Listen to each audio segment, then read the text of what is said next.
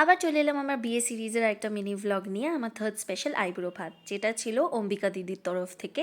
ইনি আমার নিজের দিদি একদম। না, আমার কোনো সিবলিং নেই, বাট ভগবান বলে না, ঠিক পাঠিয়ে দেয়, জানে আমি কত ক্রেভ করি এরম একটি দিদির জন্য। কেউ বলবে এই পুচকি মিষ্টি দিদিটা এত সুন্দর, এত কিছু রান্না করতে পারে। আমার জন্য পোলাও, মাংস, চিকেন, পায়েস, মাংসের মধ্যে মাটন ছিল, পমফ্রেট ফ্রাই আমার ফেভারিট, আর কত রকমের ভাজা সাজিয়ে দিয়েছে।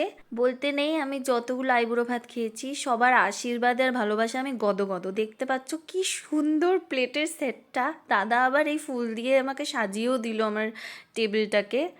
I was so so so overwhelmed. তারপর আশীর্বাদ করার জন্য এরকম প্রদীপ, ধান, ধূপ সব কিছু অ্যারেঞ্জ করেছে একা দিদি আর দাদা মিলে। I I cannot thank them enough. তারপর সবাই এক এক করে আমাকে আশীর্বাদ করলো, প্রথমে মা, বাবা, তারপর দিদি, তারপর দাদা। আরে নুন ছড়িও না, নুন ছড়ায় মানে মা রান্নাতে করে দিয়েছে। বলো কি আশীর্বাদ করতে হবে? তারপর দাদা আর দিদি মিলে আমার হাতে একটা খুব সুন্দর গিফট তুলে দিল। ইট ওয়াজ এ সারপ্রাইজ। আর এইভাবেই শেষ হলো দিনটা।